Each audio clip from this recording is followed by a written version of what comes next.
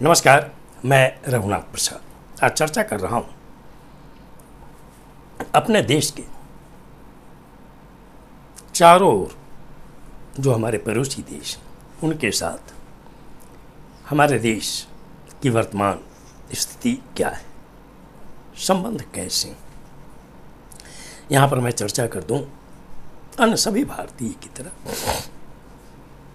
कि चीन और पाकिस्तान तो हमारे चिर प्रतिद्वंदी हैं और इनके साथ कभी भी संबंध सकारात्मक नहीं रहे।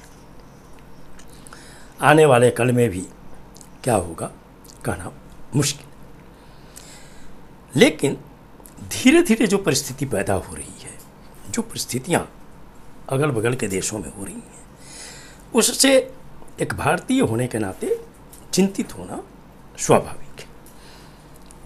म्यांमार में कई वर्षों से आंतरिक द्वंद्व चल रहा है और सेना और जो 2-3 वर्ष पहले जो चुनी हुई सरकार थी उनमें विवाद चल रहा है। वहाँ भी अस्थिरता का दौर है।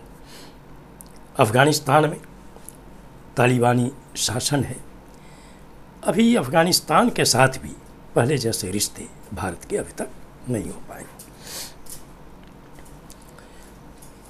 श्रीलंका हमारा पड़ोसी देश है दक्षिण में और इसका स्ट्रेटजी के तौर पर बहुत महत्व है। उस चीन में कुछ वर्षों से चीन का प्रभाव बढ़ता जा रहा है। विभिन्न तरह से चीन प्रभाव में लाने का प्रयास करता रहा है श्रीलंका का। और अभी जो 20 सितंबर को चुनाव हुआ है तो वहाँ पे मार्क्सवादी नेता अनुराग कुमारा दिसानायके साहब चुनाव जीत गए हैं राष्ट्रपति का।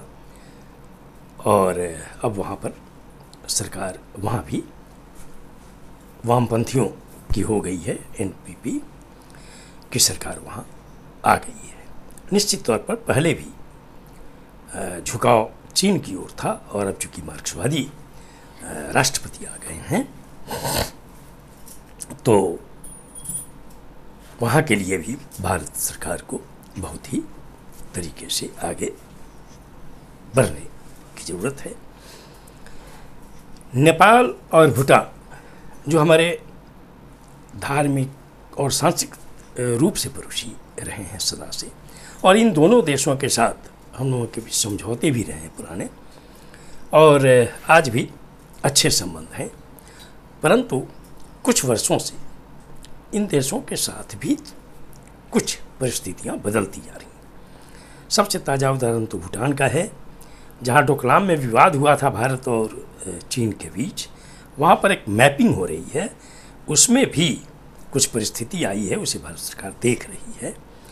अब नेपाल में भी वामपंथी नेता श्री के.पी. शर्मा ओली प्रधानमंत्री हो गए हैं और ये जब इससे पहले प्रधानमंत्री थे तब काली नदी के क्षेत्र में 3 स्थानों पर उन्होंने दावा भी पेश किया था, जिसके कारण भारत और नेपाल के रिश्ते भी सौहार्दपूर्ण नहीं रह पाए थे, चूँकि मैप में भी दिखला दिया गया था।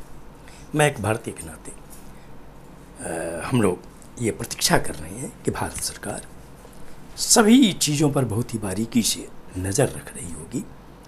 हाँ, एक भारतीय के नाते हम लोग का अनुरोध यही होगा कि देश हित में भारत सरकार को इन सभी पड़ोस, हाँ एक मालदीव भी है पड़ोस में, उन पर भी चीन का प्रभाव बढ़ रहा है, तो भारत सरकार को निश्चित तौर पर अपने देश के सभी विपक्षी दलों को विश्वास में लेना चाहिए और उनके साथ समन्वय स्थापित करते हुए आगे बढ़ने की ज़रूरत है।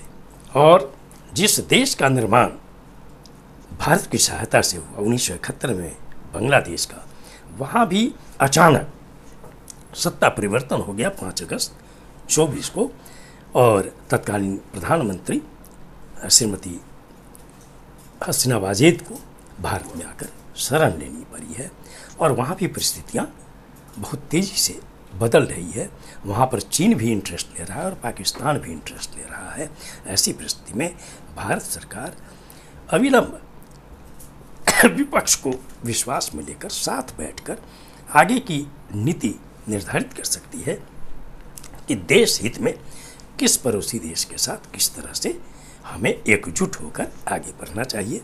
यही हमारे देश की एकता अखंडता के लिए अच्छा है और हमारे देश के लिए विकास के लिए भी अच्छा होगा। ये वीडियो आपको अच्छा लगा हो तो निश्चित तौर पर लाइक करें, शेयर करें। अब तक मेरे चैनल को आपने सब्सक्राइब नहीं किया, सब्सक्राइब करें, बेल आइकन को टच करें ताकि मेरे हर आने वाले वीडियो का नोटिफिकेशन आपको तुरंत मिल जाए। आप सभी लोगों के लिए शुभकामनाएं। धन्यवाद। जय